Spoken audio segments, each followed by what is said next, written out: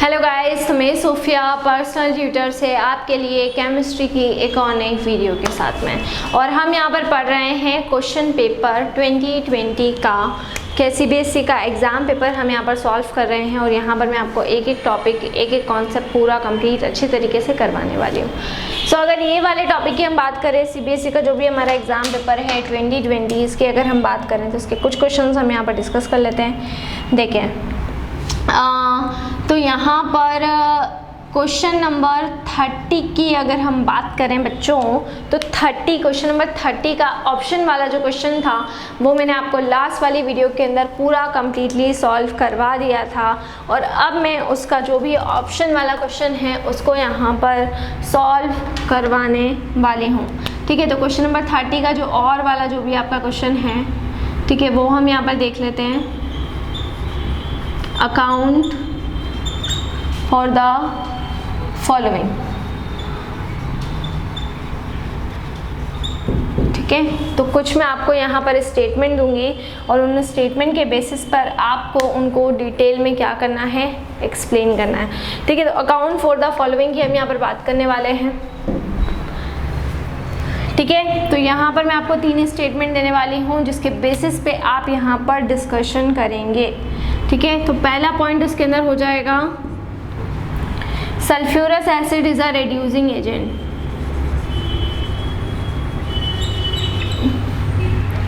Sulphurous acid is a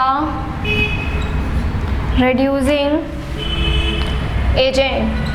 sulphurous acid को हम किसकी तरह बिहेव करेंगे, एज अ रेड्यूसिंग एजेंट। हम यहाँ पर देखेंगे किसको, सल्फ्यूरस एसिड को। अब इसको आपको बताना है कि sulphurous acid as a reducing agent क्यों यहाँ पर वर्क करता है, क्या ऐसा रीज़न है कि सल्फ्यूरस जो हमारा एसिड होता है उसको हम एज अ रेड्यूसिंग एजेंट मानते हैं। ठीक है, क्लियर। तो देखिए, सल्फ्यूरस एसिड रेड्यूसिंग एजेंट क्या होते हैं। रेड्यूसिंग एजेंट का मतलब क्या होगा, जो खुद बहुत ही आसानी से क्या हो जाएं, ऑक्सीडाइज हो जाएं, है ना। रेड्यूसिंग एजेंट वही होते हैं ना जो खुद बहुत ही आसानी से क्या हो जाते हैं, ऑक्सीडाइज हो जाते हैं, उन्हीं को तो रेड्यूसिंग एजेंट बोला जाता है। तो जो सल्फ्यूरस एसिड हमारा होता है, सल्फ्यूरस एसिड के अंदर ये प्रॉपर्टी होती है कि वो खुद बहुत ही आसानी से क्या हो जाता है, ऑक्सीडाइज हो जाता है ना, क्लियर है ना, ऑक्सीडाइज हो जाएगा। और इसकी जो सबसे ज़्यादा मोस्ट स्टेबल ऑक्सीडेशन स्टेट होती है, अलग अलग टाइप की ऑक्सीडेशन स्टेट होती है जिसके ऊपर अलग अलग तरह से जो भी ऑक्सीडेशन स्टेट के बेसिस पे वो डिपेंड करता है। तो सल्फ्यूरस एसिड को हम एज आ रेड्यूसिंग एजेंट यहाँ पर इसीलिए बिहेव कर रहे हैं क्योंकि सल्फ्यूरस एसिड की +6 जो ऑक्सीडेशन स्टेट है वो काफ़ी स्टेबल ऑक्सीडेशन स्टेट होती है। और इस स्टेट के अंदर वो आसानी से क्या हो जाता है, ऑक्सीडाइज हो जाता है। इसीलिए सल्फ्यूरिक एसिड को हम बहुत ही अच्छा रेड्यूसिंग एजेंट मानते हैं, इसको बहुत ही बेटर हम रेड्यूसिंग एजेंट मानते हैं। तो sulphurous acid is a reducing agent. इसका आंसर हम किस तरीके से करेंगे देख लीजिए आप यहाँ पर। बिकॉज सल्फर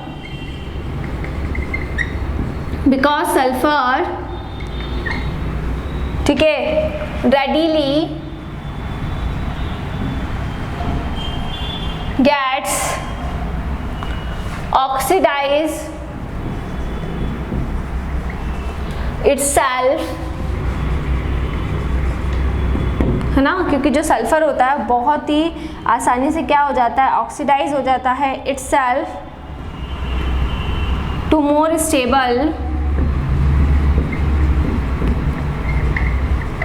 stable +6 स्टेट, है ना। तो जो सल्फर रहता है वो बहुत ही आसानी से ऑक्सीडाइज हो जाता है खुद, ताकि वो बहुत ही स्टेबल ऑक्सीडेशन स्टेट पर पहुंच सके, जैसे कि +6 ऑक्सीडेशन के ऊपर बहुत ही आसानी से वो पहुंच सके। तो जो सल्फर रहेगा वो इजीली ऑक्सीडाइज हो जाएगा खुद, ताकि वो +6 स्टेट को ऑक्यूपाई करता है जो कि बहुत ही स्टेबल स्टेट होती है, इसलिए इसको हम एज अ रेड्यूसिंग एजेंट मानते हैं। अगला क्वेश्चन देखिए, नेक्स्ट क्वेश्चन आपको क्या दिया हुआ है, fluorine forms only one oxo acids, इसका आपको रीज़न बताना है। Fluorine forms only one oxo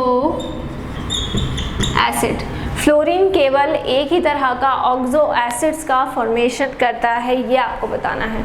तो fluorine form only one type of oxo acid.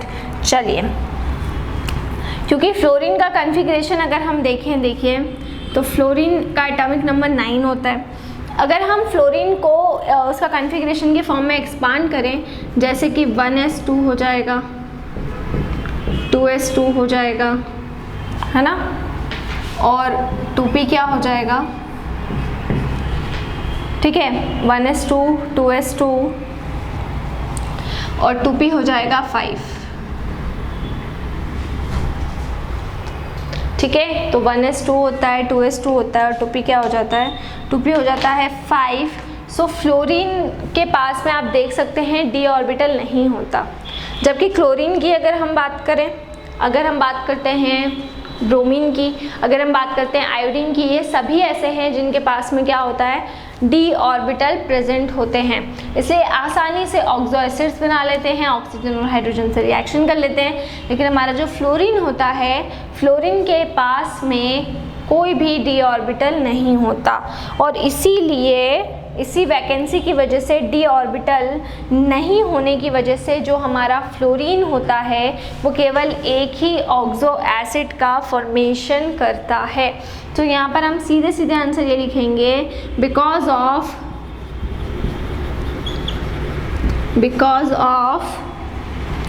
Absence of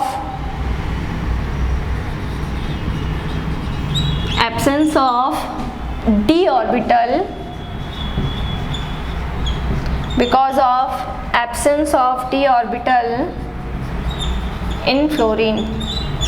so fluorine में क्या होगा, d ऑर्बिटल एब्सेंट होता है, d ऑर्बिटल नहीं पाया जाता, और d ऑर्बिटल नहीं पाए जाने की वजह से जो फ्लोरीन हमारा रहेगा वो केवल एक ही तरह का, एक ही टाइप का क्या बनाता है, ऑक्सो एसिड का फॉर्मेशन करता है, ठीक है ना। चलिए थर्ड पॉइंट देख लेते हैं, इसका थर्ड स्टेटमेंट हमको क्या प्रूफ करना है। Boiling point of noble gases, boiling point of noble gases increases from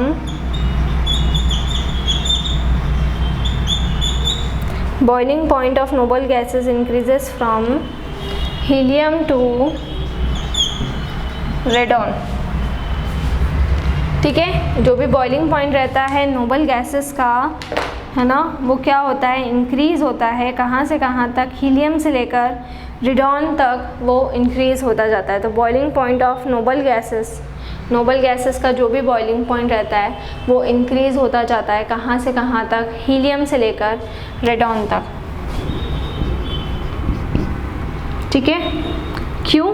क्योंकि जब हम हीलियम से रेडॉन की तरफ जाते हैं, अब इसका रीज़न मैं आपको बता रही हूँ, तो हीलियम से रेडॉन की तरफ जैसे जैसे करके हम जाएंगे वैसे वैसे क्या होगा, एटम का जो साइज़ रहता है वो इंक्रीज़ होता जाता है। तो जब आप हीलियम से किस तरफ जाते हैं, रेडॉन की तरफ जाते हैं, ठीक है, तो यहाँ पर साइज़ बढ़ता जाता है, और अगर साइज़ बढ़ता जाता है तो साइज़ के बढ़ने के साथ में, ठीक है, जो भी van der Waals forces of attraction होते हैं हीलियम टू रेडॉन में, ठीक है, वो van der Waals force of attraction क्या होते जाते हैं, बहुत ज़्यादा स्ट्रॉन्ग होते जाते हैं। Van der Waals force of attraction या बोल सकते हैं डिस्पर्जन जो होता है वो हीलियम से रेडॉन की तरफ क्या हो जाएगा, बढ़ता जाएगा, इंक्रीज़ होता जाएगा। इसलिए यहाँ पर क्या होता है, इनका जो बॉइलिंग पॉइंट होता है वो बॉइलिंग पॉइंट बढ़ता जाएगा, क्योंकि डेफिनेटली बॉइलिंग पॉइंट क्या होता है, बॉइलिंग पॉइंट वो टेम्परेचर होता है जिस पर कोई भी सब्सटेंस बॉइल होना स्टार्ट करता है। अब जब हम यहाँ पर हीलियम की बात कर रहे हैं या फिर हम यहाँ पर किसकी बात कर रहे हैं, रेडॉन की बात कर रहे हैं। तो हीलियम और रेडॉन इन दोनों के ही केस में क्या होता है, जो भी हमारा पर्टिकुलर बॉइलिंग पॉइंट रहता है वो बॉइलिंग पॉइंट धीरे धीरे धीरे धीरे धीरे धीरे करके क्या होने लगेगा, बढ़ने लगेगा। रीज़न ये है कि हीलियम से रेडॉन की तरफ जब जाओगे तो साइज़ बढ़ता जाएगा, साइज़ बढ़ता है, साइज़ बढ़ने के साथ में जो डिस्पर्जन है या जिसको हम कह रहे हैं van der Waals force of attraction, उसकी वैल्यू भी बढ़ती जाती है।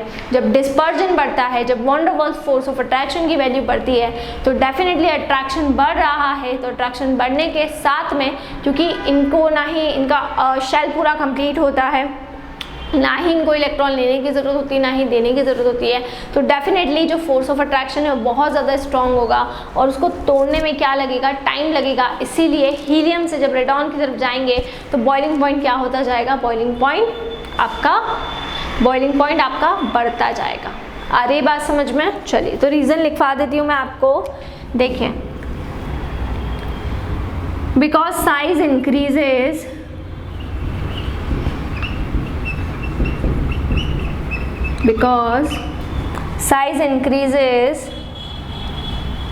from helium to radon,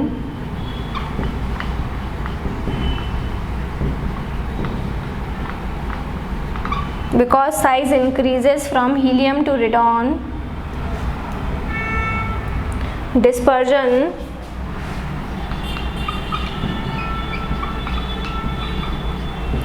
or van der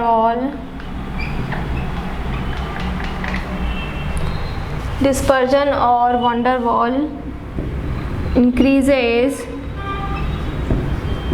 from helium to radon।